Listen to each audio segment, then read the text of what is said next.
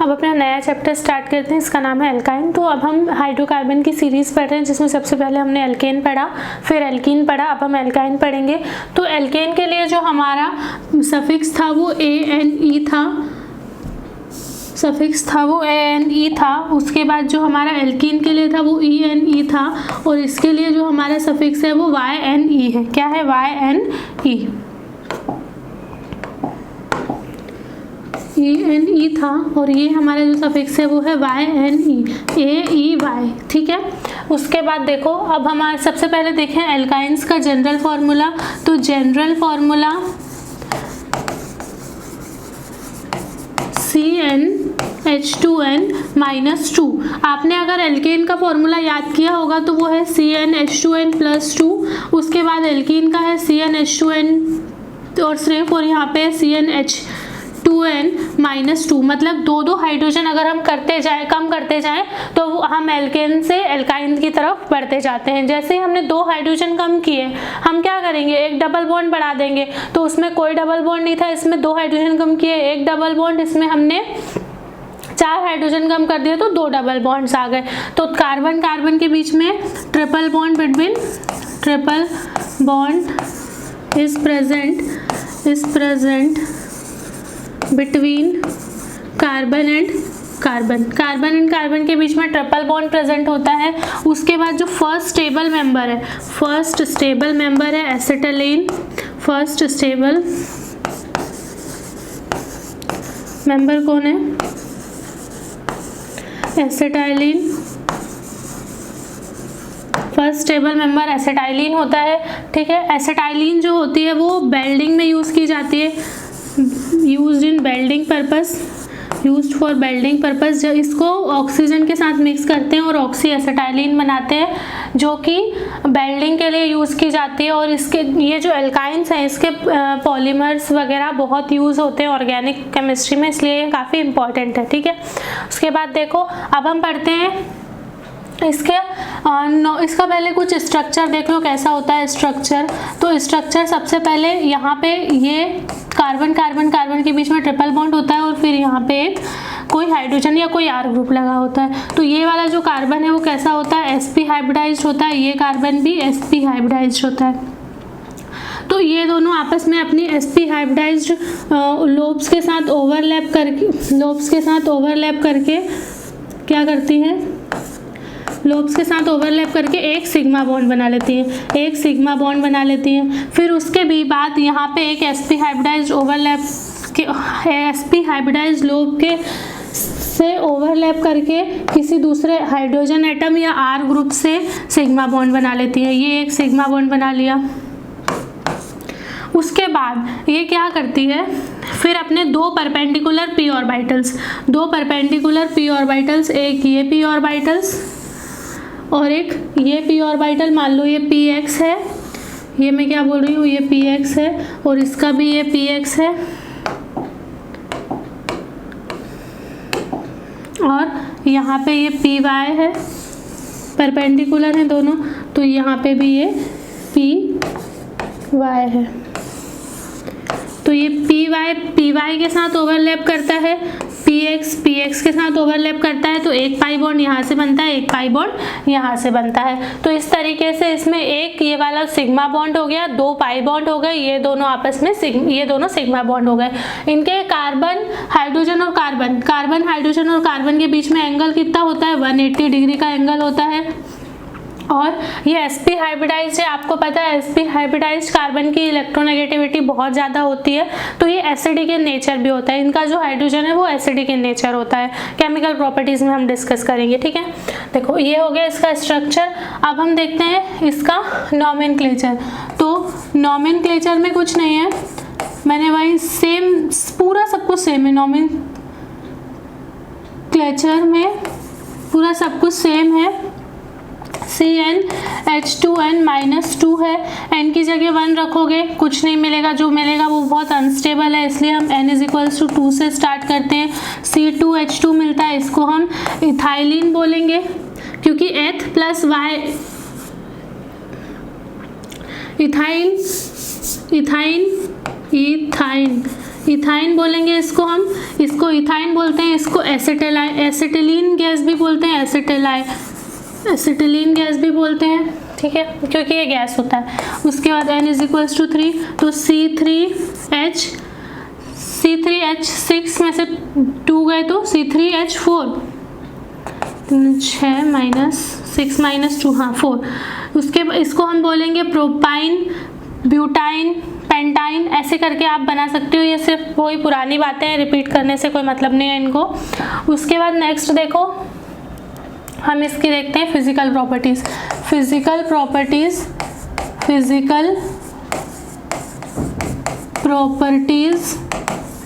Properties of alkynes. तो physical properties of alkynes भी बिल्कुल सिमिलर है। इसमें भी देखो, सबसे पहली तो अनसैचुरेशन है, यहाँ पे अनसैचुरेशन प्रेजेंट है, अनसैचुरेशन इज प्रेजेंट। दूसरा ये कि फर्स्ट 3 मेंबर गैस है, फर्स्ट 3 गैस मॉलिक्यूल्स हैं, ठीक है। उसके बाद नेक्स्ट 14 तक लिक्विड है, उसके बाद सारे सॉलिड हैं। फिर उसके बाद बॉइलिंग पॉइंट जो है वो डायरेक्टली प्रोपोर्शनल है मोलर मास के। Boiling point directly proportional to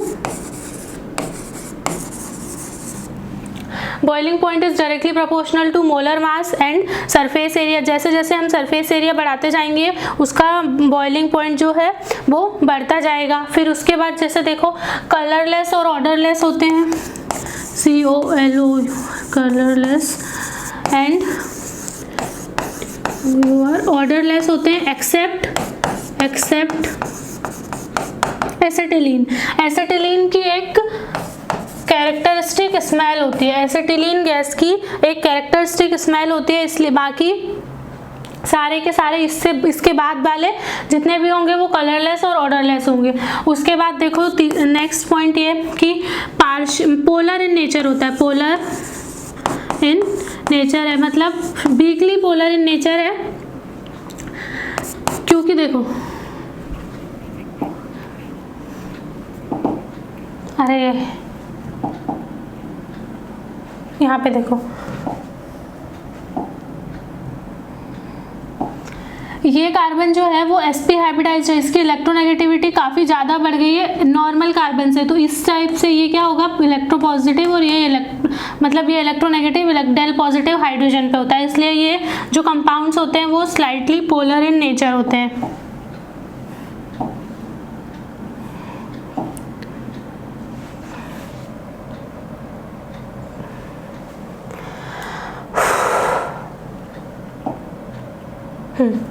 slightly polar in nature होते हैं। इसके बाद इमिसिबल विद वाटर होते हैं, immiscible with water but soluble in organic solvent. Organic solvent में ये सॉल्युबल है, ऑर्गेनिक सॉल्वेंट में सॉल्युबल है, ठीक है। चलो ठीक है, तो ये तो इसकी कुछ फिजिकल प्रॉपर्टीज हो गई थी। अब हम इसकी पढ़ते हैं method of preparation, method of preparation of alkynes. Method of preparation of alkynes. तो हम क्या करते हैं, हम पहली मेथड पढ़ते हैं from calcium carbide, calcium carbide.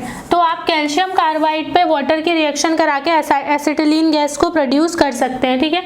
तो इसके लिए हमें कैल्शियम कार्बाइड चाहिए, तो कैल्शियम कार्बाइड कैसे मिलेगा, कैल्शियम कार्बाइड हमें मिलेगा कैल्शियम ऑक्साइड को कोक के साथ अगर हम मिक्स करेंगे तो सबसे पहले कैल्शियम ऑक्साइड चाहिए। तो हम क्या करें, जो CaCO3 कैल्शियम कार्बोनेट है, अगर हम इसको 100 डिग्री सेल्सियस पे हीट करते हैं तो हमें कैल्शियम ऑक्साइड और CO2 गैस मिलती है, ठीक है। जब इस कैल्शियम ऑक्साइड को हम कार्बन के साथ मिक्स करते हैं तो हमें calcium carbide plus CO2 gas मिलती है, ठीक है। इसको हम कोक के साथ हीट करेंगे तो हमें calcium carbide plus CO2 gas मिलती है।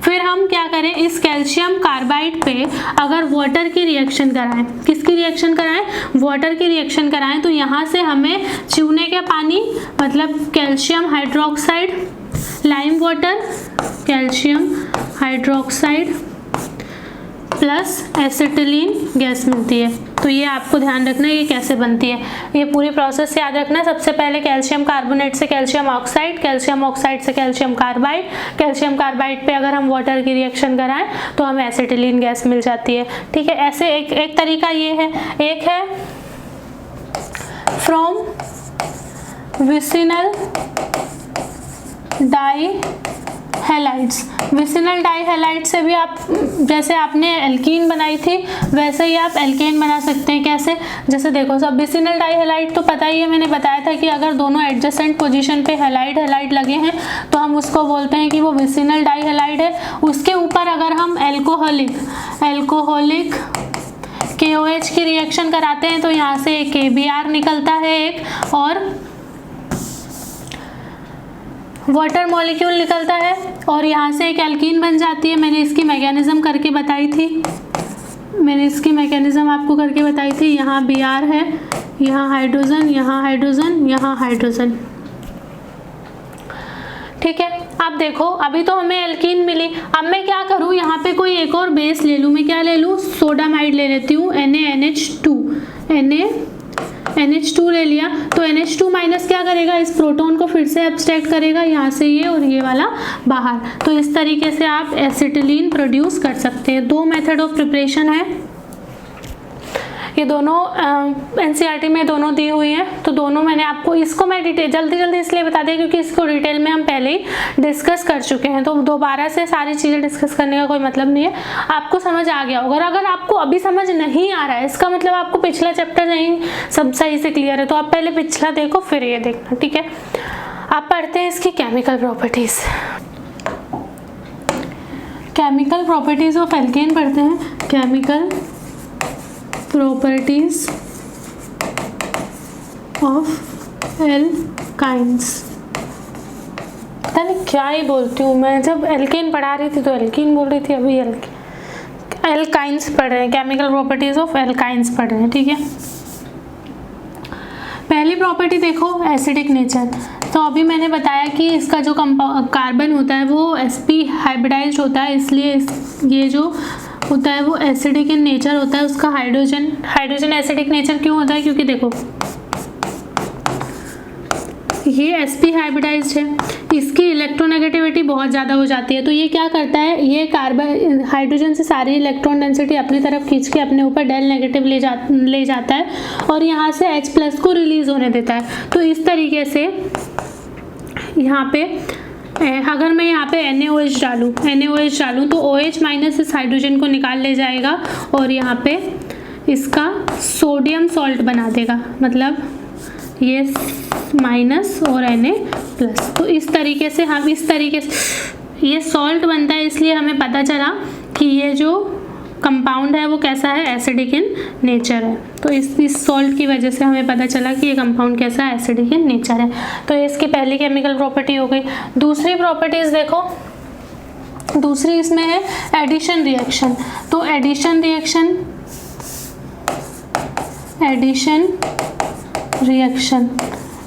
रिएक्शन में क्या है, सबसे पहले तो एडिशन ऑफ हाइड्रोजन हो गया, एडिशन ऑफ हाइड्रोजन। तो हाइड्रोजन का एडिशन करके हम एल्काइन से एल्कीन फिर एल्केन में जा सकते हैं। जैसे मैंने यहाँ पे हाइड्रोजन और अगर मैं यहाँ H2 लूँ निकल या PT या PD की प्रेजेंस में, तो मेरे पास एल्कीन बन जाएगी।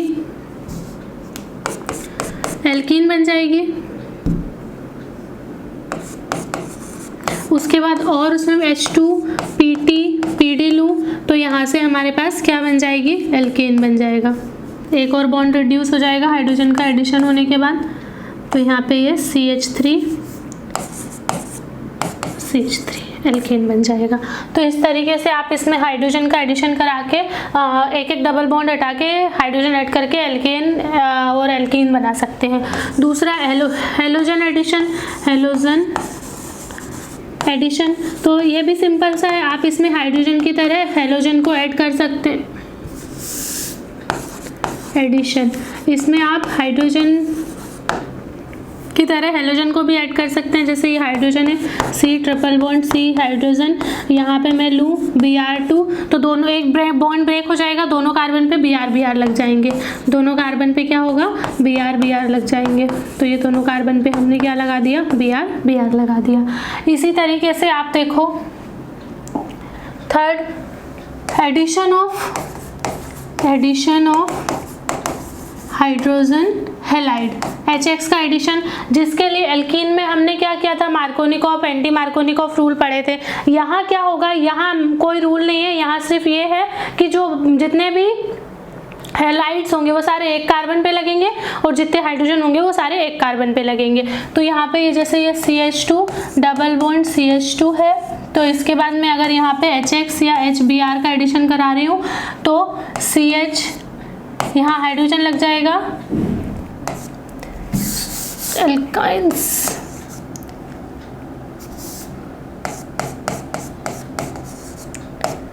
ठीक है, यहाँ हाइड्रोजन लग जाएगा और यहाँ पे हेलोजन लग जाएगा। इसके बाद में फिर से एक और HX HBr का एडिशन कराऊं तो हाइड्रोजन यहाँ पे CH2 से CH3 हो जाएगा और यहाँ CHBr2 हो जाएगा। मतलब एक इसी कार्बन पे सारे के सारे नेगेटिव वाले जुड़ते जाएंगे, ठीक है। और देखो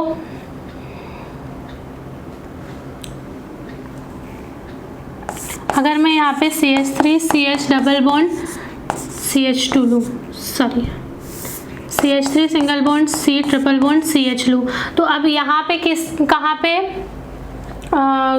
हाइड्रोजन जुड़ेगा, कहाँ पे हेलोजन जुड़ेगा, तो वही देखेंगे जैसे हमने HBr लिया, ठीक है, नेगेटिव पार्ट है पॉजिटिव पार्ट है, ये बॉन्ड यहाँ शिफ्ट होगा, यहाँ कार्बोकेटाइन ज़्यादा स्टेबल बनेगा, इसका मतलब यहाँ जब बॉन्ड शिफ्ट होगा तो नेगेटिव चार्ज आएगा, तो वो तो किससे जुड़ेगा, हाइड्रोजन से, और जो यहाँ कार्बोकेटाइन है Br यहाँ जुड़ जाएगा। तो इसका मतलब अगर मैं इस पे HBr का एडिशन कराती हूँ तो CH3 कार्बन, यहाँ Br और यहाँ डबल बॉन्ड CH2, एक बार और करेंगे तो भी फिर यहीं जुड़ जाएगा और दोनों कार्बन, एक ही कार्बन पे दोनों हेलोजन्स जुड़ जाएंगे, यहाँ Br और यहाँ CH3, इस तरीके से, ठीक है। तो ये एडिशन ऑफ क्या हो गया, HX हो गया। अब हम वाटर का एडिशन करते हैं। देखो addition of water, addition of H2O, water का एडिशन अगर हम करते हैं तो जैसे देखो ये एल्काइन है, ठीक है, इस पे अगर मैंने वाटर का एडिशन कराया, H2O का एडिशन कराया, पहले तो H+ चाहिए, तो इसमें एक कार्बन पे हाइड्रोजन जुड़ जाएगा, एक पे OH जुड़ जाएगा, एक कार्बन पे हाइड्रोजन जुड़ जाएगा और एक कार्बन पे OH जुड़ जाएगा। फिर देखो यहाँ पे टॉटोमेरिज्म हो जाएगा, जैसे हमने सबसे स्टीरियो के लेक्चर में हमने सीखा था, टॉटोमेरिज्म हो जाएगा। जैसे देखो ये ऑक्सीजन के लोन पेयर यहाँ चल के जाएंगे, ये बॉन्ड यहाँ शिफ्ट होगा और ये इसका टॉटोमर बना लेगा, CH2 नेगेटिव, यहाँ पे डबल बॉन्ड OH पॉजिटिव, तो ये हाइड्रोजन यहाँ शिफ्ट हो जाएगा और ये हाइड्रोजन डबल बॉन्ड ये और यहाँ पे CH3, तो आपको यहाँ से फॉर्मेल्डिहाइड मिल जाएगा, ठीक है। इस तरीके से तो ये वाटर का एडिशन हो गया। नेक्स्ट रिएक्शन पॉलीमराइजेशन, तो पॉलीमराइजेशन में देखो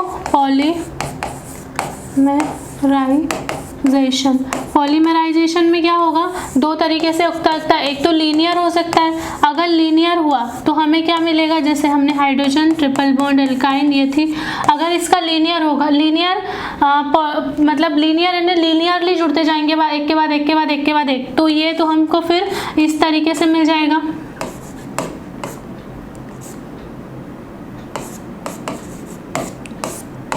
ठीक है। लेकिन अगर इसका साइक्लिक पॉलीमराइजेशन हुआ, साइक्लिक पॉलीमराइजेशन हुआ तो क्या मिलेगा, तो हमें मिलेगा बेंजीन। कैसे, जैसे देखो मैं अगर 3 एसिटिलीन के मॉलिक्यूल ले लूँ,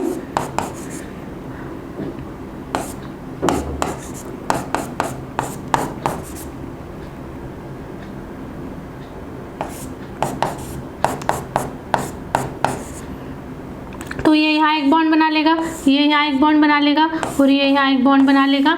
यहाँ मुझे चाहिए V2O5 vanadium pentoxide 873 kelvin temperature, तो यहाँ पे मेरे पास एक बेंजीन रिंग बन जाएगी।